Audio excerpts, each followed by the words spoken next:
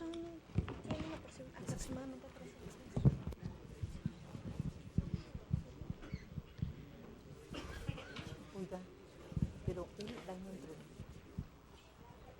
Ahora damos inicio al panel número 1 titulado Prevención del delito, derechos humanos y delincuencia organizada, para el cual nos acompañan Luis de la Barreda Solórzano, coordinador del Programa Universitario de Derechos Humanos de la UNAM, María de la Luz Lima Malvido, investigadora del Instituto Nacional de Ciencias Penales, y Óscar Vázquez Marín, titular de la Unidad de Implementación de las Reformas Penal, de Juicio de Amparo y Derechos Humanos del Poder Judicial de la Federación, a quien en este momento le cedemos el uso del micrófono. Adelante, por favor. Muchas gracias. Buenos días tengan todos ustedes. Es un honor para mí asistir al Instituto.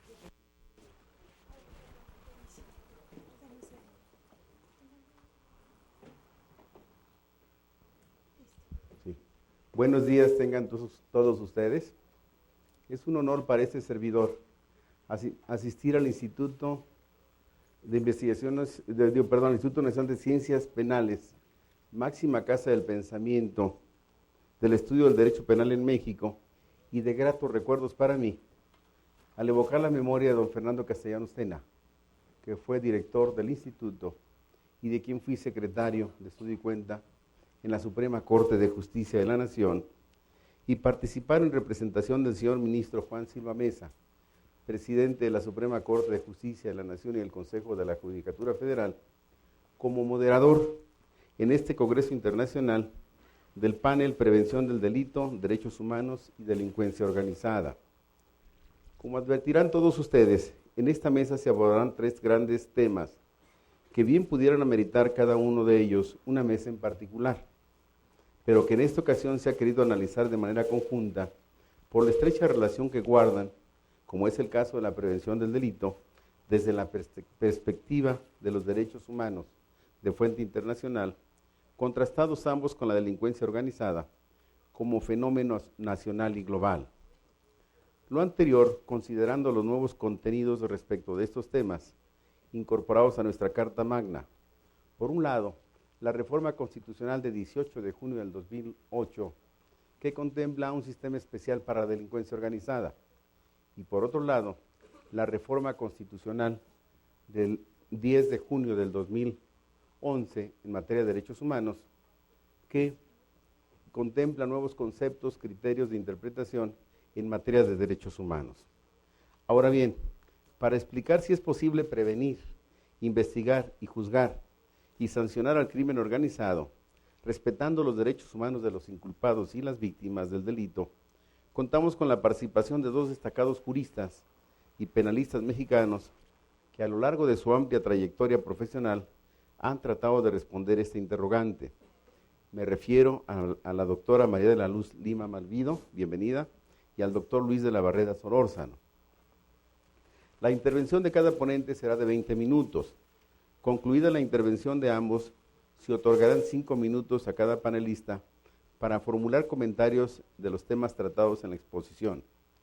Al final se contará con un lapso de 10 minutos para preguntas y respuestas. En primer lugar, será el doctor Luis de la Barreda quien brinde su opinión en relación con estos temas, de quien procedo a exponer una síntesis curricular. Es investigador del Instituto de Investigaciones Jurídicas de la UNAM, miembro de la Academia Mexicana de Ciencias Penales, profesor de Derecho Penal por oposición de la UNAM y de la Universidad Autónoma Metropolitana, y miembro del Sistema Nacional de Investigadores. Coordinador, fundador del Programa Universitario de Derechos Humanos de la Universidad Nacional Autónoma de México. También fundó el Instituto Ciudadano de Estudios sobre la Inseguridad, del que fue director general, y la Comisión de Derechos Humanos del Distrito Federal, que igualmente presidió.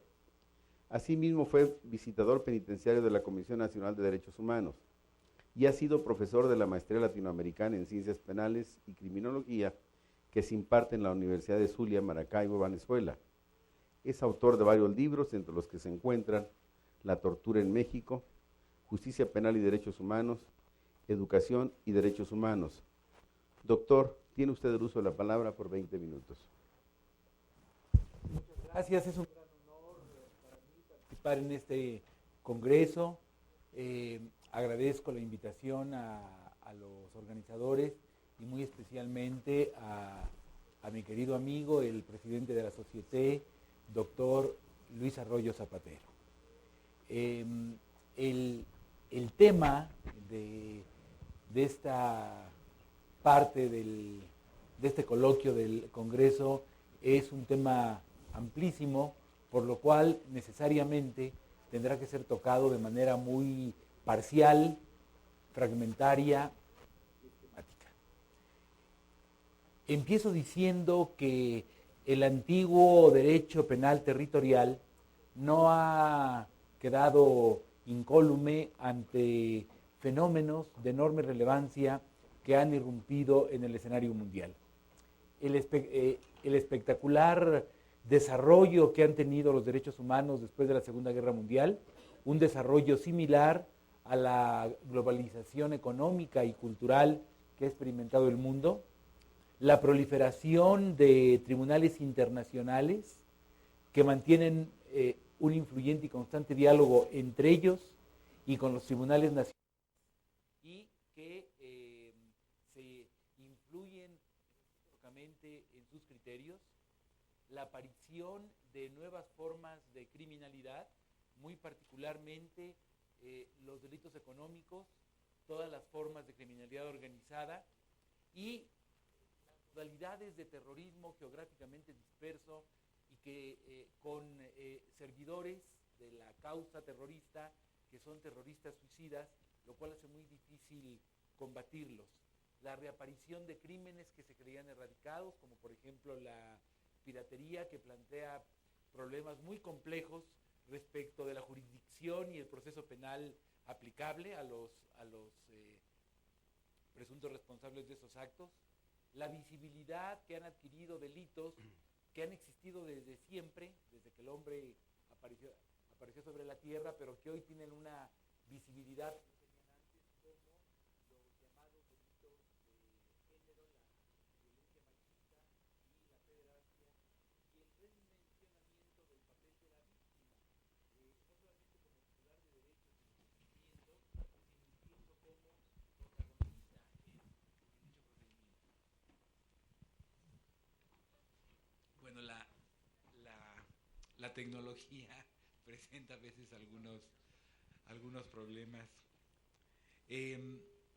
La Declaración Universal de los Derechos Humanos de 1948, el Convenio Europeo para la Protección de los Derechos Humanos y las Libertades Fundamentales de 1950, la Convención Americana sobre Derechos Humanos de 1969 y muy recientemente la Carta Africana de Derechos Humanos y de los Pueblos de 1981 son, en cierto modo, la actualización y la universalización de la antigua Declaración Francesa de los Derechos del Hombre y del Ciudadano de 1789. Bobbio observa que mientras la afirmación de los derechos naturales era una teoría filosófica, esta afirmación tenía valor universal, pero no eficacia práctica alguna. Cuando estos derechos, dice Bobbio, fueron acogidos en las constituciones modernas, su protección se convirtió eficaz, pero solo en los límites en los que venía reconocida por parte de aquel determinado Estado. En cambio, desde la Declaración Universal, la protección de los derechos naturales, dice Bobbio, tiende a tener en sí misma eficacia jurídica y valor universal. Y el individuo tiende a convertirse de sujeto de la comunidad estatal en sujeto también de la comunidad internacional, prácticamente universal. Dejando de lado la denominación de derechos naturales, porque los derechos humanos no surgen desde la aparición del hombre sobre la tierra como algo natural, como el ADN de los seres humanos, sino que son una conquista histórica lograda muy recientemente, apenas en el siglo XVIII, y además la vigencia universal de esos derechos es negada, contrariada a menudo por leyes o prácticas contrarias a los mismos, Lo que es relevante es que la adopción por parte de la Asamblea General de las Naciones Unidas del criterio de que todos los seres humanos nacen libres e iguales en dignidad y derechos tiene una relevancia histórica colosal. La más grande asamblea de naciones donde están representados los países de muy diversas características, está reconociendo que los derechos humanos pertenecen a cualquier ser humano por el hecho de serlo.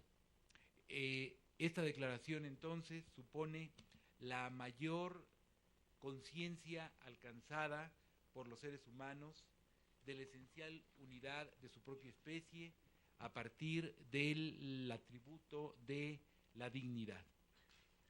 En concordancia con este reconocimiento, dice la propia declaración, nada en la presente declaración podrá interpretarse en el sentido de que confiere derecho alguno al Estado o a un grupo o a una persona para emprender y desarrollar actividades o realizar actos tendientes a la supresión de cualquiera de los derechos y libertades proclamados en esta declaración. Por eso Luigi Ferrajoli dice con toda razón que los derechos humanos son derechos supraestatales a los que los estados están vinculados y subordinados también en el plano del derecho internacional. No es gratuito que la Declaración Universal surja precisamente después de la Segunda Guerra Mundial y después de las atrocidades cometidas en la Alemania nazi y en la Unión de Repúblicas Soviéticas Socialistas. La Carta de San Francisco de 1945 y la Declaración Universal de 1948 son la respuesta humanitaria, la respuesta de lo mejor del espíritu humano a estas atrocidades, a las atrocidades de la propia guerra y a las atrocidades de las que mucho menos se habla y mucho menos se ha escrito, que siguieron a la Segunda Guerra Mundial. La violación masiva de mujeres, el linchamiento de los ejércitos vencidos, etcétera. Sobre esto no se ha escrito suficiente, pero ya empieza a aparecer una literatura muy importante. Los horrores que siguieron a la Segunda Guerra Mundial son en magnitud similares a los horrores de la propia guerra. A partir de esta Declaración Universal han surgido instrumentos fundamentales como el Pacto Internacional sobre Derechos Económicos, Sociales y Culturales y el Pacto Internacional sobre Derechos Civiles y Políticos, y una amplísima gama de instrumentos internacionales sobre los temas más diversos: derechos de los niños, de los ancianos, de las mujeres, de los trabajadores, contra la tortura, contra la discriminación, contra la desaparición forzada, etcétera. Y surgen 3 cortes internacionales muy importantes: el Tribunal Europeo de Derechos Humanos, la Corte Interamericana de Derechos Humanos y también muy recientemente, hace apenas 6 años, la Corte Africana de Derechos Humanos y de los Pueblos, y surge también en 1998 la Corte Penal Internacional, que a diferencia de tribunales internacionales penales anteriores como el de Nuremberg, el de Tokio, el que se forma para los crímenes de la antigua Yugoslavia, es un tribunal penal internacional permanente, es decir, que está previsto que juzgue los crímenes de los que es competente que ocurran a partir de su creación, no los crímenes pasados, sino los crímenes futuros. Y se da entonces un diálogo muy interesante entre los tribunales nacionales y los tribunales internacionales. Los tribunales nacionales deben cumplir con las sentencias de los tribunales internacionales que les condenen a realizar algún acto, y deben coadyuvar con el Tribunal Internacional a efecto de que las autoridades nacionales también cumplan con la condena. Y a su vez, los tribunales internacionales deben defender la jurisdicción nacional y abstenerse de toda intromisión en los temas nacionales, en tanto no quede totalmente claro que resulte inevitable intervenir. Unos y otros deben cooperar en la recolección de evidencias, el desahogo de pruebas, el reenvío de expedientes, etcétera. Y buena parte de los casos que han visto los tribunales internacionales de derechos humanos son casos penales. En México, de los 7 casos que han llegado a la jurisdicción internacional, salvo uno, todos los demás son casos en materia penal. Y uno de ellos tiene una importancia histórica enorme, el caso Radilla, un caso de desaparición forzada. En 2009, la Corte Interamericana de Derechos Humanos dicta sentencia condenatoria contra el Estado mexicano, y esa condena incluye por primera vez al Poder Judicial Federal. Y entonces la Suprema Corte, a partir de esta resolución histórica, determina, también en una decisión histórica, que todos los jueces mexicanos deben ejercer de oficio un control de convencionalidad, en virtud del cual están obligados a preferir, así lo dice la Corte, preferir, es el verbo que prefirió la Corte, preferir los derechos humanos contenidos en la Constitución y en los tratados internacionales de que México sea parte, aún a pesar de las disposiciones en contrario establecidas en cualquier norma inferior, quiere decir la Corte de inferior jerarquía. Esta disposición ya estaba en el artículo 133 constitucional. Sin embargo, no actuaban así los jueces, y ahora tenemos una resolución de la Corte que no es tan novedosa como se ha querido presentar, porque estaba precedida del artículo 133 constitucional, pero deja en claro de una manera inequívoca que los jueces deben aplicar este control de convencionalidad sin la facultad de declarar, de hacer una declaratoria general de invalidez de leyes, pero sí aplicando el contenido de la Constitución y de los tratados internacionales en materia de derechos humanos por sobre las normas secundarias que consideren que los contraríen. Este es un triunfo importantísimo de la causa de los derechos humanos, originado en la resolución de la Corte Interamericana que forzó el criterio que hace obligatorio el control de la convencionalidad. Pero en contraste con este triunfo tan importante de la causa de los derechos humanos, hay que apuntar con tristeza que las nuevas formas de criminalidad, la reaparición de ciertos crímenes, etcétera, han sido excusa para restringir derechos de los inculpados y para endurecer la legislación punitiva a contracorriente del derecho penal ilustrado, cuyas pautas trazaron memorablemente Beccaria, quien combatió el sistema inquisitorial, y von List, quien sentenció memorablemente que la ley penal es la carta magna del delincuente.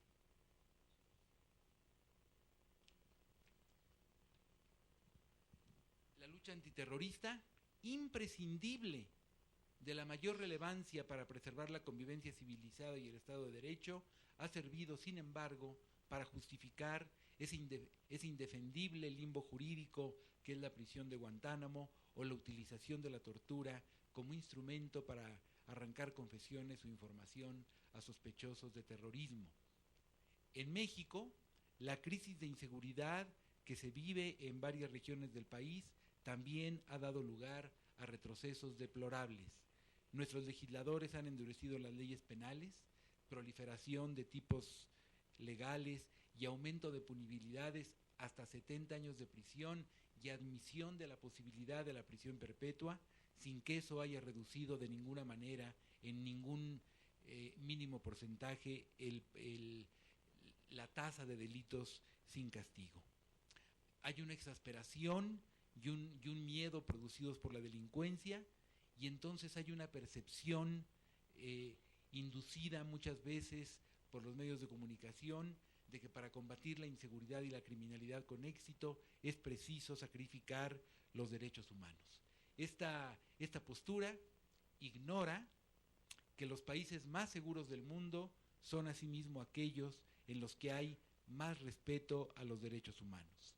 No hay ninguna antinomia entre una vigencia efectiva de los derechos humanos y una seguridad pública aceptable.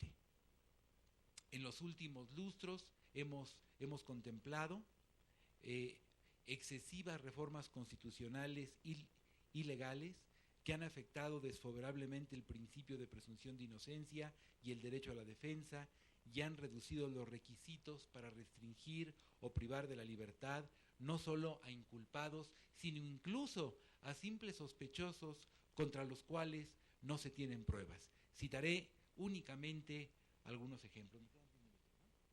5 minutos nada más. Bueno, citaré algunos ejemplos de una manera muy vertiginosa. El arraigo permite que sea detenida una persona contra la cual no existen siquiera pruebas que permitieran a un juez dictar un orden de aprehensión.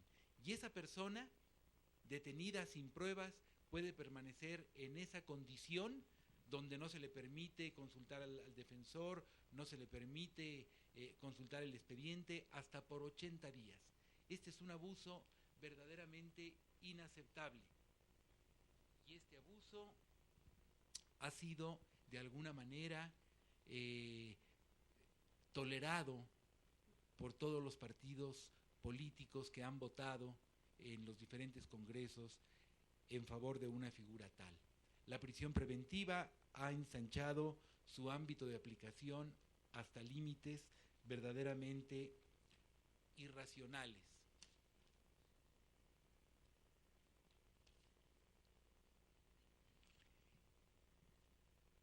Y en cuanto a la delincuencia organizada, esto ha hecho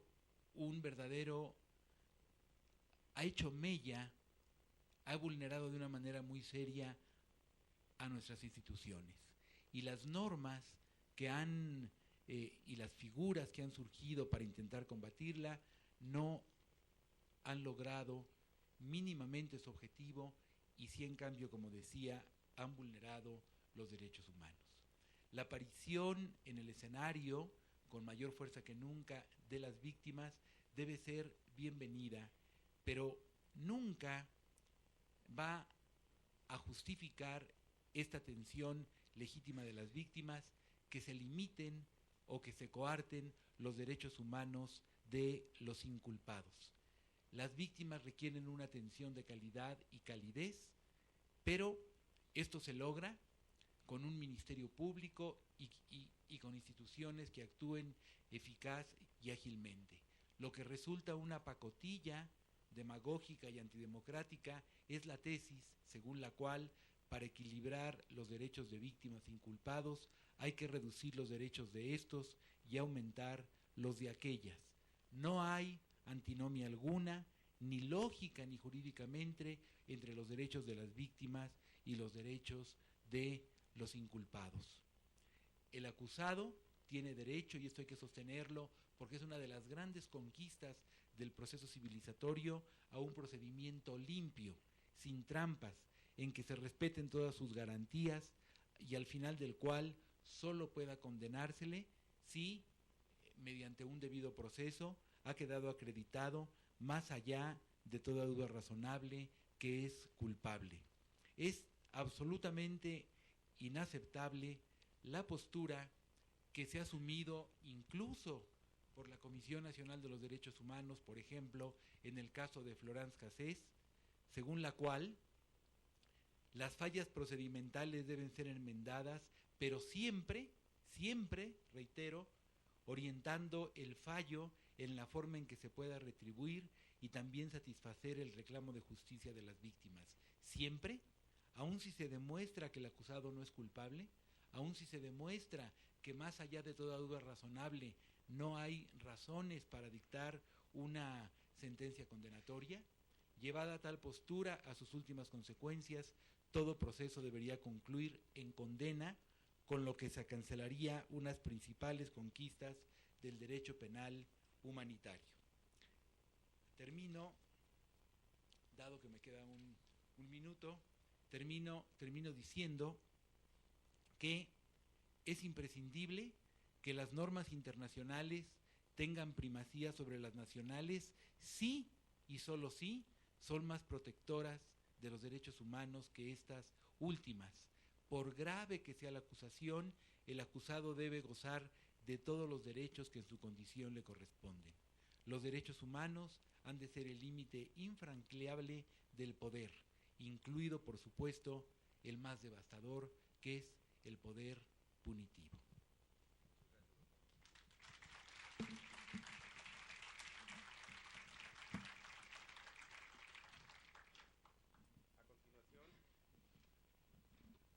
A continuación, tengo el honor de dar la intervención a la doctora María de la Luz Lima Malvido, cuyo currículum expondré a continuación. Es consultora en victimología, criminología, seguridad pública y seguridad nacional, así como investigadora en el Instituto Nacional de Ciencias Penales. Profesora titular por oposición en la materia de Derecho Penal de la UNAM. Ha sido catedrática en diversas maestrías en México y en el extranjero, en temas de victimología, derechos humanos, criminología y derecho victimal. Es presidenta de la Red Social de Victimología y de la Sociedad Mexicana de Victimología, miembro del Comité Ejecutivo tanto de la Sociedad Mundial de Victimología como de la Sociedad Internacional de Criminología y miembro numerario de la Academia Mexicana de Ciencias Penales.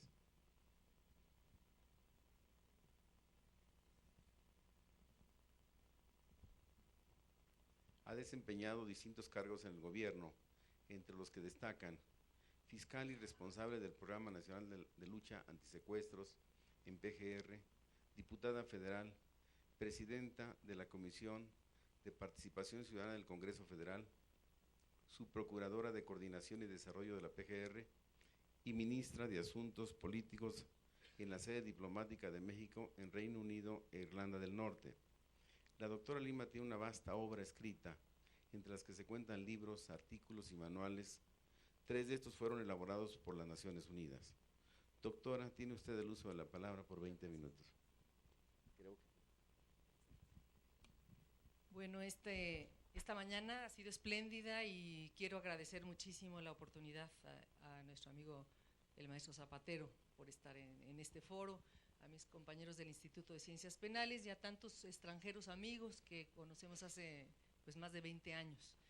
Creo que la presencia de ellos el día de hoy ensalza mucho lo que este Instituto de Ciencias Penales quiso ser desde su inicio, llevar una mira en este trazo del que se hablaba y de esta navegación que tenemos en la integración de lo que es el derecho penal. El tema indudablemente es muy amplio, es el tema de prevención de derechos humanos y yo lo voy a orientar, si bien a la parte de la delincuencia organizada, básicamente voy a hacerlo con una visión victimológica, ya que este instituto tiene su maestría ahora en victimología, se volvió a abrir después de 10 años, eso es muy importante, estamos formando recursos humanos y van a ver ustedes para qué cantidad de áreas es para la cual se están formando estos recursos humanos.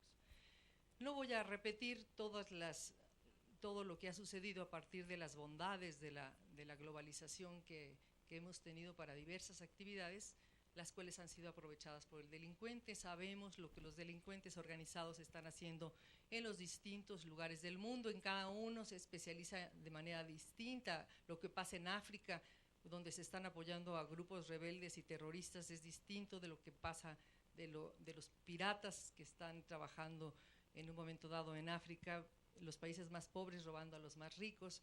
Es distinto a lo que en Latinoamérica sucede, donde el crimen organizado está generando esas olas de terror, se está apoderando de territorios, diferente a lo que pasa en Europa, en los mercados ilícitos, esta delincuencia organizada que ahora es macroeconómica. Es increíble que la macroeconomía ya está totalmente el crimen organizado inmersa en la misma.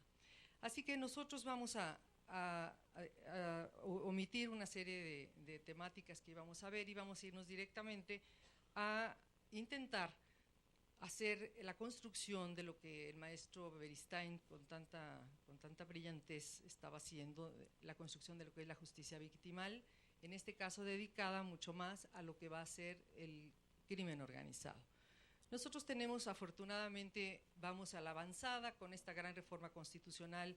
En el artículo primero, algunos no se han dado cuenta de la dimensión que implica el cambio en la parte principal de nuestra Constitución, de estas normas en donde compromete a todos los servidores públicos a proteger los derechos humanos y sobre todo a establecer y delinear en estas normas secundarias para poder proceder no solo al reconocimiento, sino al goce y el ejercicio de los derechos, el cómo tomar en cuenta esos estándares internacionales para poder llevar adelante esa armonización legislativa, estableciendo, como decía don Sergio, esa navegación latinoamericana.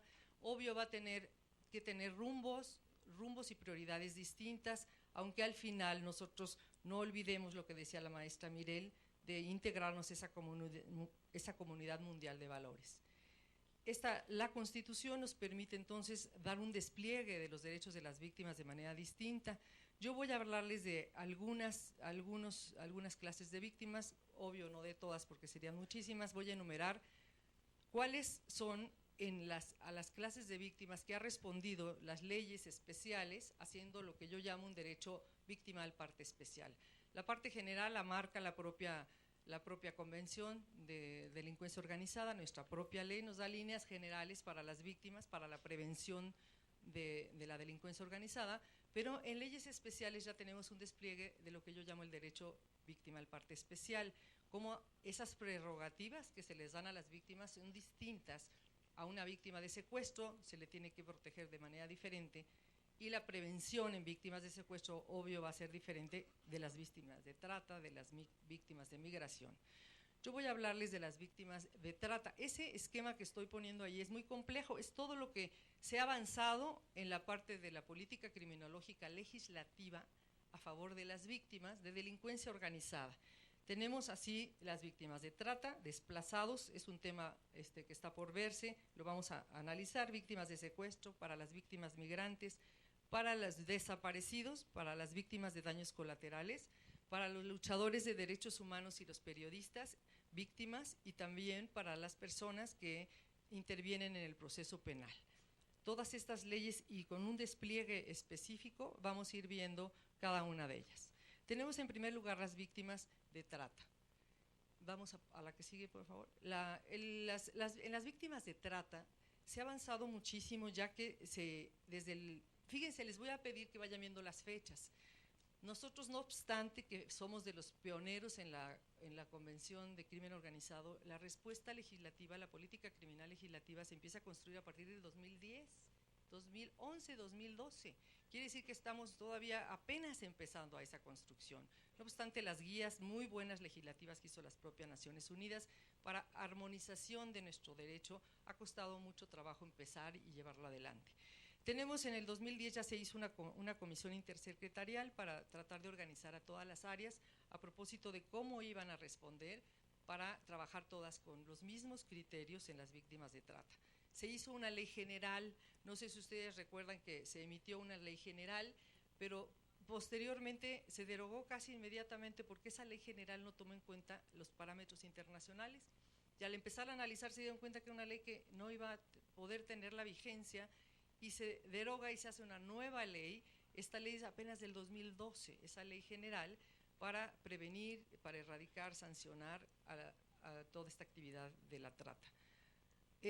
La actividad de trata no es mal vista en muchos de los pueblos y municipios mexicanos. Hay muchachos que quieren ser regenteadores de mujeres cuando sean grandes. Es una cultura que se ha quedado inmersa en muchos municipios y es muy difícil erradicarla. Hay padres que van y ofrecen a sus chiquitas con la ilusión de que se las lleven y que se las vayan y que amanezcan en algún otro país, porque eso les va a permitir recibir ciertos recursos. Es un problema la política criminológica para eliminar la trata. El secretario de Naciones Unidas ha hecho una gran campaña, ya hay que estar trabajando, y México se sumó a la campaña de Viena y empezó a hacer realmente algunas actividades. Posteriormente, la Procuraduría de la República ha estado trabajando en el tema, hace una coordinación general para efecto de seguir colaborando en cómo vamos a unificar las bases de datos, cómo vamos a trabajar en red todos juntos, porque ustedes saben que todos estos delincuentes organizados van de estado en estado y se van cambiando y se van mudando, y si tú no tienes el control de lo que pasa en todos los estados, difícilmente vas a poderlo perseguir. Así, en trata se ha trabajado muchísimo, pero vamos a pasar a otro de los temas. El tema de los desplazados. Este es un tema pendiente en México, ya que no se ha dado todavía, no se ha hecho un diagnóstico de la dimensión que tienen las personas que se están desplazando. Como dice Naciones Unidas, se trata de las personas que se van de manera forzosa o escapan de sus hogares, pero no se han ido del país, están dentro de nuestras fronteras. Ya hay municipios completos en donde la gente prefiere salir huyendo. Cuando la delincuencia organizada llega, les genera terror, se van, y los desplazados ya se cuentan como más de 20 millones en el mundo, según las cifras de Naciones Unidas. Naciones Unidas ha emitido unos principios rectores para los desplazados, que me parece muy importante que México los vea, los analice, y se empiece a hacer algo sobre la política pública de desplazados.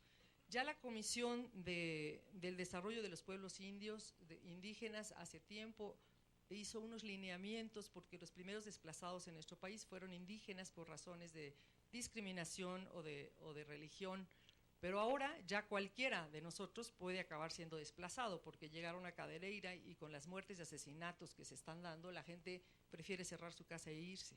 Los primeros empresarios que quedaron desplazados de sus fincas, los cafetaleros en Chiapas, y así ya se cuentan por miles. Hay una organización civil que hizo el primer conteo de 150,000 desplazados ya en México. Así como Colombia tuvo que legislar en su ley de víctimas un capítulo de desplazados, México lo tendrá que hacer. ¿Qué va a suceder con todas estas personas que a futuro, cuando vuelva la gobernanza en algunos municipios, quieran rescatar y tengan derechos para recuperar sus tierras perdidas, sus casas? Este es un tema, repito, entonces, pendiente, el tema de los desplazados. Nos vamos al tema que sigue. Vamos a analizar las víctimas de secuestro. Indudablemente, dado que el gran trabajo de la sociedad civil en movimientos sociales cambia a veces las leyes. Desgraciadamente, esperamos a un caso relevante para darnos cuenta de que hace falta una política pública y empezar a cambiar las cosas, desgraciadamente. Pero bueno, sucedió en secuestro. El primer conteo que se hizo en la Procuraduría de la República se hizo en 90, ya se habían visto como los estados con mayores secuestros, Nayarit y Sinaloa. Después hizo otro recuento en el 2006, en el 2000 se hizo una firma con todos los procuradores para hacer un gran acuerdo nacional. De repente se les olvidó que ya se había firmado y volvemos a aparecer con otro acuerdo nacional, vamos 3. El último recuento nacional lo acaba de firmar hace muy poco la procuradora con todos los procuradores. Y yo he visto iniciarse el registro de voz, el registro nacional de pruebas periciales, de todas las evidencias periciales que hay de los secuestros en México más de 3 veces. Se desaparecen, se destruyen y se vuelven a empezar a construir. Esto no podría seguir pasando, hay que legislar tipos penales a propósito del servidor público que tenga en custodia bases de datos estratégicas y cuando se va se las lleva. Yo he oído varios procuradores que dicen, me dejaron sin nada, se llevaron la información. Esto no puede seguir pasando en México. En secuestros así se hizo una ley, si bien impulsada por la sociedad civil, tiene sus bondades, tiene una parte importante de prevención del delito de secuestro, tiene un fondo de reparación del daño para las víctimas.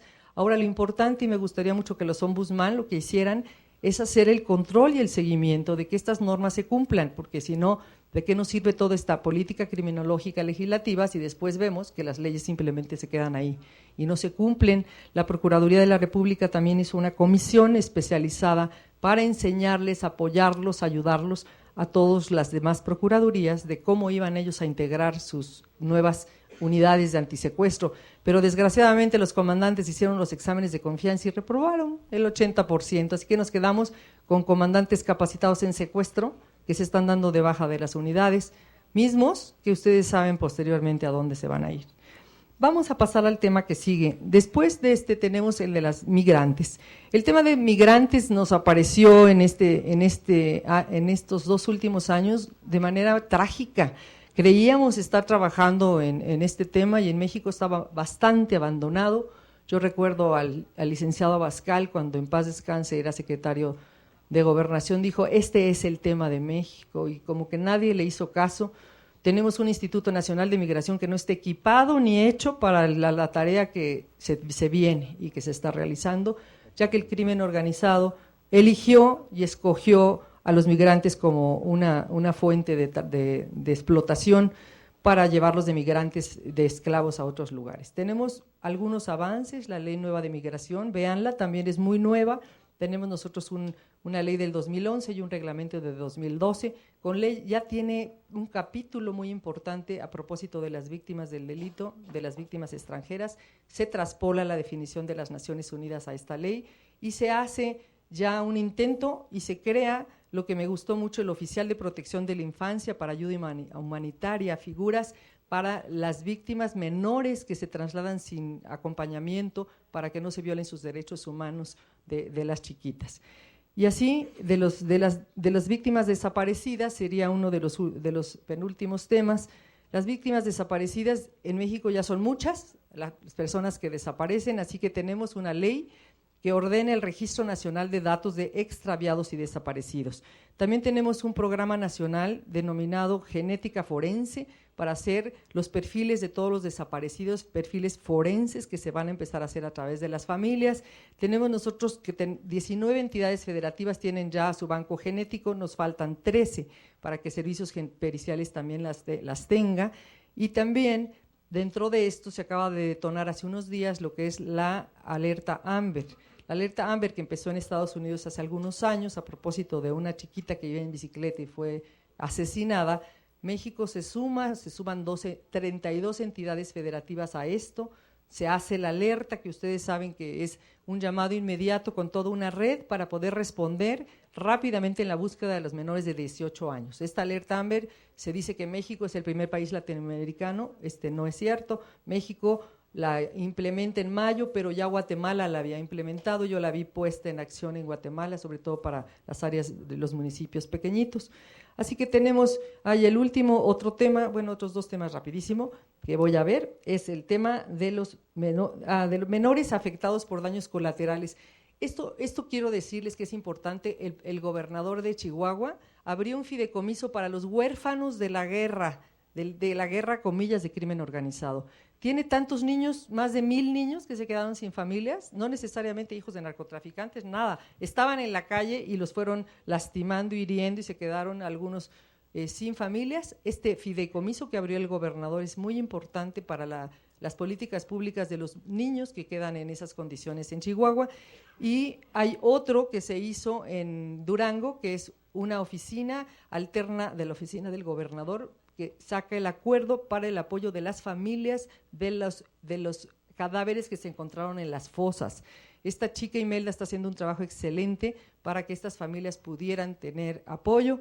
Y por último, bueno, son dos leyes más que también se emitieron, que es la ley para la protección de periodistas y defensores de derechos humanos. El presupuesto de la Nación ya definió un fondo para apoyo de estos periodistas y un mecanismo para que pidan un apoyo inmediato, ya que los periodistas a sacar las notas de delincuencia organizada los matan, entonces tienen ya un apoyo, piden el apoyo, se les manda blindar su coche, se les apoya, se les ponen los escoltas cuando están en peligro de muerte. Y también se sacó otra ley nueva, que es la ley de protección a las personas que están interviniendo en un juicio penal, sean víctimas, policías, peritos, que puedan demostrar que están en un estado grave de riesgo. Hay otro fondo y hay un mecanismo para que estos pidan el derecho de protección.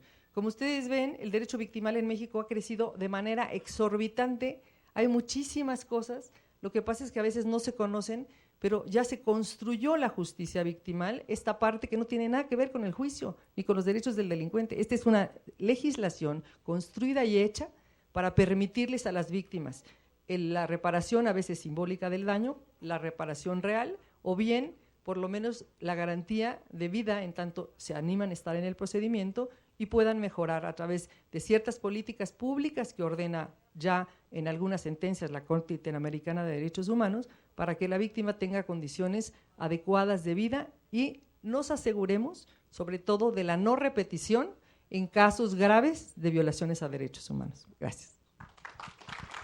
Gracias.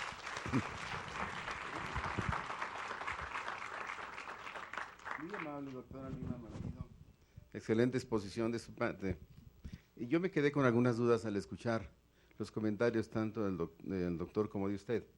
Se manejó la situación de los derechos humanos, se manejó la situación de la reforma constitucional penal, y si las analizamos cronológicamente, nos encontramos que la reforma constitucional penal por la que se implementa el sistema acusatorio es del 18 de junio del 2008. La reforma a los derechos humanos es del 11 de junio del 2011. Y el artículo primero, en la primera se impone una serie de limitaciones en el tratándose de delincuencia organizada. Es un tratamiento especial que se les da. Se les limitan algunos derechos. En la reforma constitucional de junio del 2011, concretamente en el artículo primero se señala, en los Estados Unidos mexicanos todas las personas gozarán de los derechos humanos que contemple esta Constitución y los tratados internacionales. Esto es, y entre estos derechos humanos es el derecho a la salud, el derecho a una casa habitación. Si estos tienen, quisiera escuchar el comentario de los panelistas en relación con este tema, si la cronología de las normas, de alguna manera la interpretación puede diferenciar o puede ser diferente en el ámbito ya de su aplicación. Y también si pudiésemos alcanzar con los 5 minutos que nos quedan, hablar algo sobre la prevención, porque hemos hablado sobre represión, leyes, leyes, leyes, pero yo considero que de alguna manera las políticas de prevención son muy importantes para combatir la delincuencia. Si hablamos de prevención del delito asociado con derechos humanos, a una vida digna, a la casa, a la habitación, a la salud, seguramente se cubrirán espacios que posiblemente tengan alguna influencia para inhibir la delincuencia. Por 5 minutos le cedo el uso de la palabra al doctor de la Barreda. El tema de la prevención del delito ha sido un tema ignorado en la política pública, ignorado en buena medida. Los académicos, los teóricos, en cambio, han dicho muy claramente que la mejor manera de combatir el crimen es a través de la prevención, que la mejor manera de combatir el crimen es con medidas de justicia social, con medidas de equidad, como hoy era recordado. Posiblemente no haya ninguna medida más efectiva como antídoto de la delincuencia que el empleo. Pero hay que tomar en cuenta lo que está pasando en el país. Es decir, hoy tenemos regiones donde la delincuencia organizada se ha adueñado de territorios, donde la delincuencia organizada cobra impuestos, donde la delincuencia organizada decide quién vive y quién muere. Y entonces esto requiere de una respuesta para la cual no tenemos instituciones adecuadamente capacitadas. Nuestras policías y nuestros ministerios públicos son verdaderamente zona de desastre. Y a pesar de este derecho victimal que tan magníficamente ha expuesto la doctora Lima, creo que ha habido una actitud generalizada de desprecio hacia las víctimas. Hace pocos días fue asesinada una exalcaldesa de un municipio de Michoacán y no vimos ni siquiera una esquela del gobierno federal, no vimos grandes manifestaciones de duelo ni del gobierno estatal ni de los alcaldes. Y esta exalcaldesa había sufrido ya 2 atentados que le habían ocasionado la muerte de su esposo y lesiones graves. Era una muerte anunciada y de manera inexplicable se le retiró la escolta policíaca. Más allá de esto, de este crimen gravísimo y de esta actitud negligente de las autoridades, si un denunciante se presenta a una agencia del Ministerio Público en cualquier entidad de la República o en el ámbito federal, se le da un trato que no corresponde a lo que sería mínimamente esperable en una institución que tiene entre sus funciones más importantes la de atender a las víctimas. Creo que en México lamentablemente hay una distancia enorme entre lo que dice la norma y lo que sucede cotidianamente en el mundo fáctico, que es mucho más difícil de cambiar que el mundo normativo. Gracias, doctor de la Barreda. Nada más insisto con la pregunta, en la medida de que si será más factible prevenir que combatir, que es parte de la prevención. Pues sí, indudablemente es más fácil prevenir. Tenemos nosotros una ley federal nueva, esa, bueno, no la mencioné, que es la Ley de Prevención de la Delincuencia y de la Violencia. Es muy buena, es una ley que es toda victimológica, preciosa. Y lo que me gusta mucho es que por primera vez se está tratando, bueno, la frase de por primera vez nunca hay que usarla, pero la Secretaría de Desarrollo Social en el programa Habitat se hizo un conteo y una revisión bajo 52 indicadores de cuáles eran los municipios de riesgo. Este trabajo científico se le mandó a los municipios que se eligieron para el Fondo Subsemun y se les exigió trabajar exactamente en las colonias de alto riesgo. Bueno, esto ya es una dirección de la mano a los municipios. Esos municipios están trabajando en mapeo de pandillas, están trabajando en construir su red de mujeres, están trabajando en una serie de actividades y hay una efervescencia, por lo menos hemos visto en las visitas que hacemos a los estados, que los municipios están encantados utilizando ese recurso, pero un diputado federal me decía, doctora, pero no vamos a hacer el recurso que sea municipal, que sea federal, supervisión federal, sino el alcalde acaba comprándose un coche o un helicóptero y sabemos que ya el recurso se dispersa. Entonces, me parece que uno de los puntos claves, si lo marca Naciones Unidas en Crimen Organizado, de la prevención, es generar los candados suficientes para evitar la corrupción. Quien entrega a nuestros alcaldes para que los asesinen es a veces su propia gente. La corrupción ha penetrado en las entrañas de todas las instituciones políticas, sociales, económicas, y este es un problema gravísimo. Y ahí tenemos nosotros la penetración también de todo el lavado de dinero. Entonces hay cómo financiarse y hay con quién trabajar el crimen organizado y claro, la prevención tiene que venir por ahí. Tenemos que trabajar muchísimo desde los municipios de los de más alto riesgo primero, retomando y revisando el presupuesto de la nación, porque yo les decía a los diputados hace unos días, no puede ser que los municipios más chiquitos, como tienen menos de 100,000 habitantes, no merecen recursos de Subsemun. Si hoy soy narcotraficante, pues ahí me voy a meter, porque ahí pues es el más chiquito. Me decían, un municipio, doctora, nos ayuda, ¿cuántos policías tienes? Me dice, tengo 5 policías, 100,000 habitantes. No, pues con 5 policías, Dios mío, es la sociedad civil. Y ahí estos son los que va a penetrar el crimen organizado. Entonces, qué bueno que se dé sol y con estos nuevos criterios de los